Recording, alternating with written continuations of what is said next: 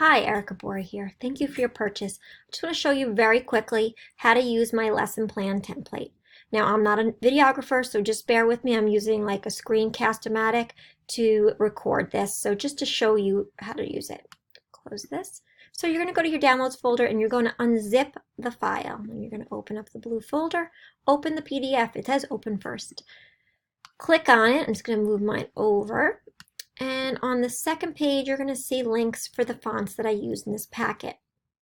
So these fonts are all free from TPT. You're going to click download the fonts, all the fonts, then you're going to install them.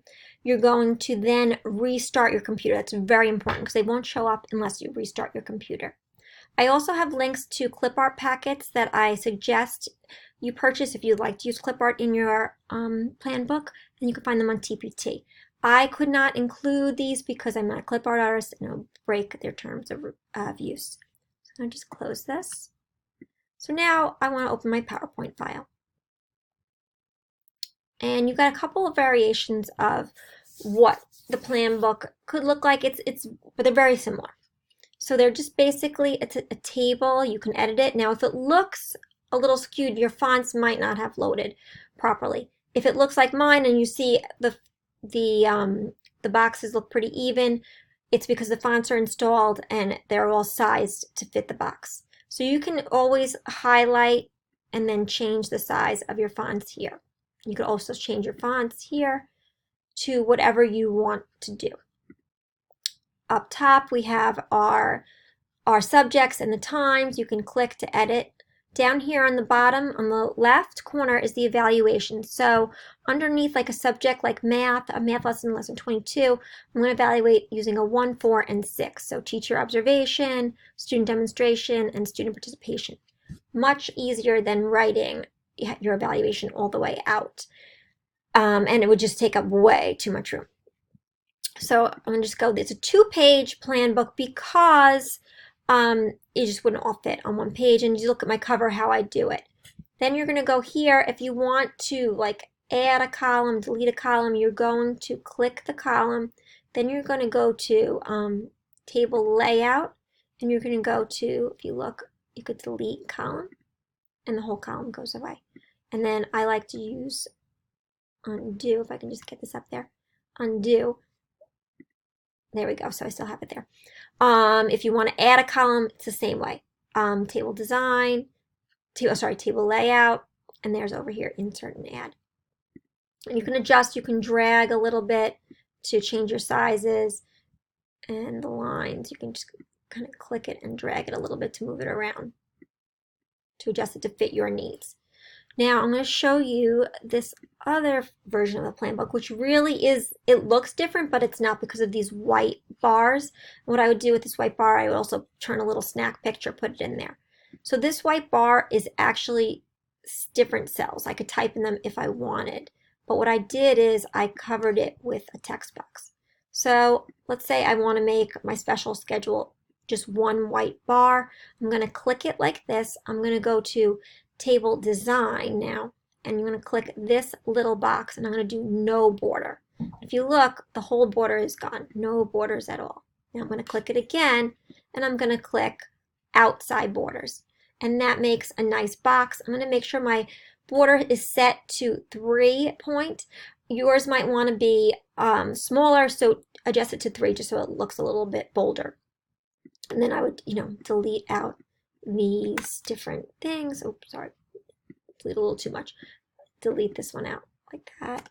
And I would insert this text box or copy this text box, move it over and type.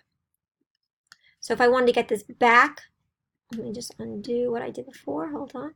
If I want to get this back to having all the grids, I'm going to highlight it. Again, I'm going to go to table design, and then I'm going to go to my grid, little picture, and then all borders, and they're back. And that's how you do it.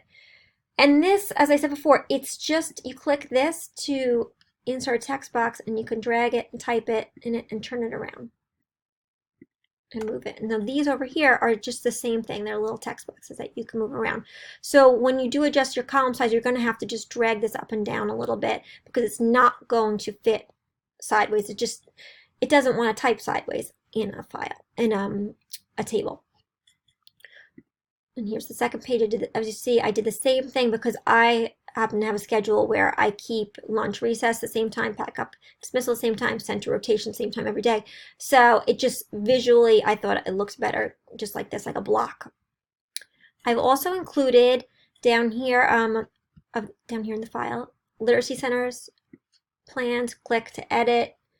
The font here is just covered in a glow, but you can just highlight it and put, whatever your center title is, and that will show up. Math centers are down here. I have also included guided reading plans for you if you have to include those in your file. If you don't have to include those, you can just always click it and then hit your delete button and the whole page goes away. Now, let's say you got your template done. First, save it. Maybe save it as your template, your year, whatever. Then you're going to want to open it. Save it as, let's say, you start school in September. September plans. You're going to want to duplicate the slots. You're going to hit duplicate, and then slide it below the plans that you already have done. And then you can click and edit, and make sure you get the second page too.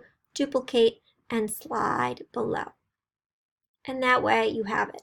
I like to do my plan book in a folder on my desktop. It says plans, and then I have each month in there. I just find it easier for me to scroll through. If I do the whole year, it's just too much. It's too overwhelming. But if I do it by month, it's very easy to duplicate, and just make sure as you're doing it, you save it a lot. I've done this on I have this old Mac laptop that I use at work, and it crashes out on me, the PowerPoint on that laptop for some reason, and I get so mad if I haven't saved it. So I always make sure I save every couple of minutes so I don't mess up.